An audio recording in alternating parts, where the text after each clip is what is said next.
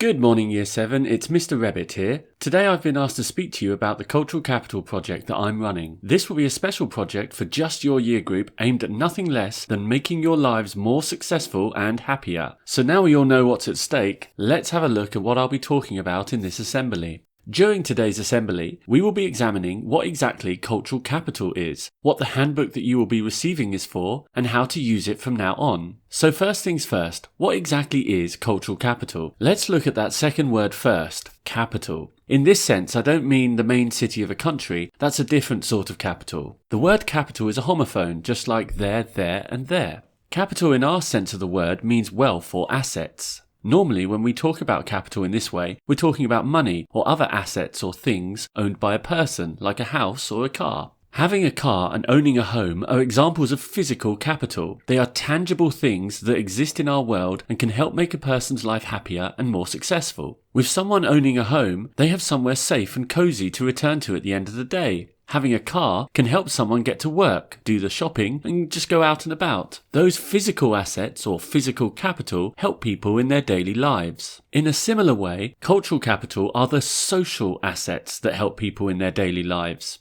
Social assets such as education, intellect, emotional intelligence, and demonstrating certain important characteristics such as self-belief and coping skills. Just like physical capital, having cultural capital can also help make a person more successful and happy in life. Cultural capital helps us make better decisions and act in more positive ways, and the way we act in the different situations we find ourselves in affect both our mood and our future, so having a lot of cultural capital helps make a person's life happier and more successful. Imagine when you were older, you saw a job you wanted. Through the cultural capital of self-belief, you could inspire yourself to apply for that job, whereas a person with very little self-belief might not think they're good enough and not apply. Let's imagine you went for that job but didn't get it. However, because you have the cultural capital of good coping skills, you are able to move on emotionally from the disappointment without dwelling on negative and unproductive self-criticisms. You could then use other coping skills, more problem-focused than emotion-focused ones, to identify what you need to improve for next time. All that meaning that when the job next becomes available again, you're ready to impress. Whereas a person with poor to non-existent coping skills might instead dwell on their failures, struggle to get back to a more positive mindset, and never apply for promotion again.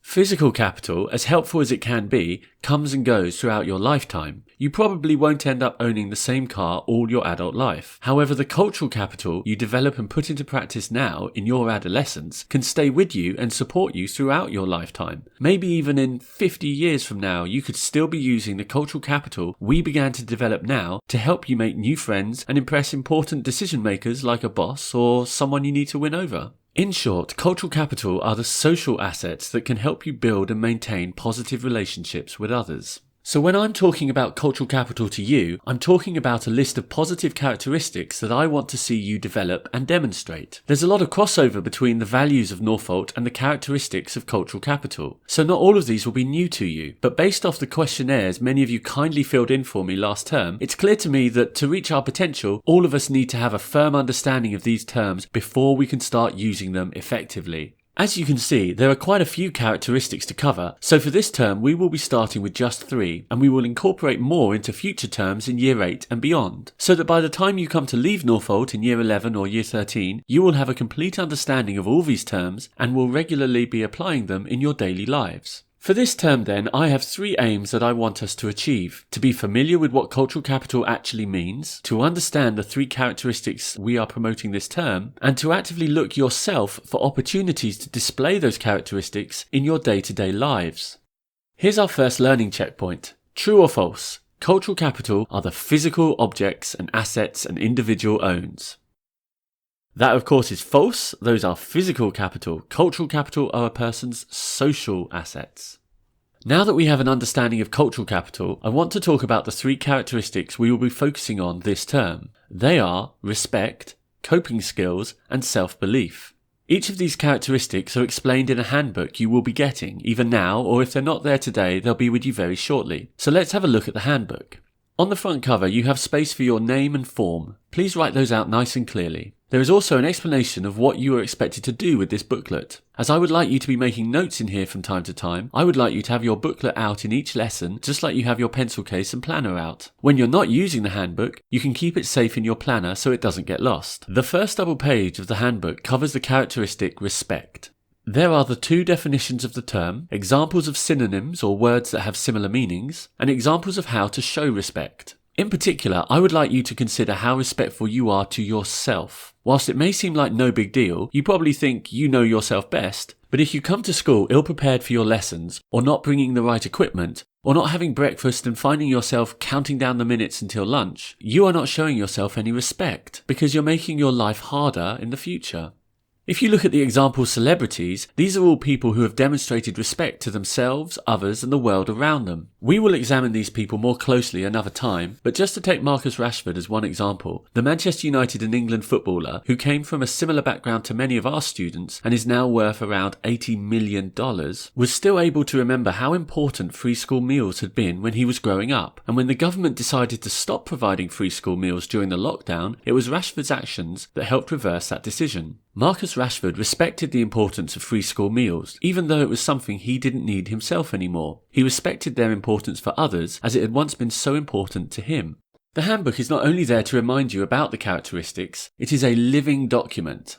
By that I mean I want you to be adding information to it yourself. Each double page has a notes section where you will identify examples of each characteristic. You won't be told where to find these, you'll be expected to discover these examples on your own. They don't need to be filled in all at once, but through the rest of the school year up to the end of the summer, I want you to be looking out for examples you could be adding to each notes section. Every week during form time and PSHCE, there will be opportunities for you to share the examples you've discovered. I will be producing videos and displays that I would like your help with, and the more you contribute, the more achievement points you will get, as well as contributing to Fabulous Friday VIP decisions. The next characteristic we will be focusing on is coping skills. These are methods a person can use to help get through stressful situations in life. They come in two types: problem-based, which are used when you are in a situation that needs a definite solution, for example, helping make sure you complete your home learning that's due tomorrow. And the other type is emotion-based, to help get your head into a more positive frame of mind, not allowing yourself to pick apart your self-esteem by focusing on negative thoughts for too long. Very often with a problem, it helps to use both types.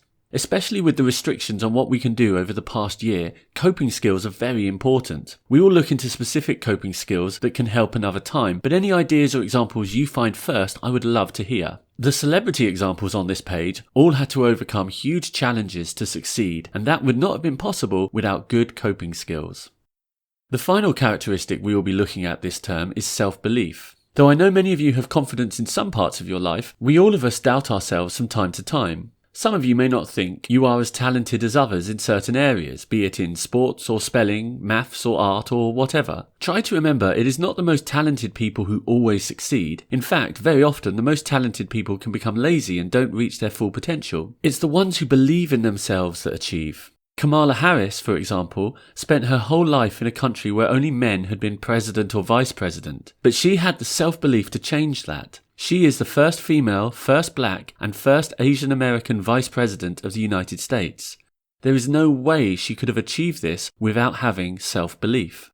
To improve your own faith in yourself, this page has a number of recommended actions to start doing. Have a read of them when you can, practice them wherever possible, and we will examine them in more detail later in the term. Finally, the back of the handbook goes over the key information about what cultural capital is and what the characteristics are. You will be asked repeatedly by your teachers to explain what cultural capital is, so if you're not certain, that information is here for you to check.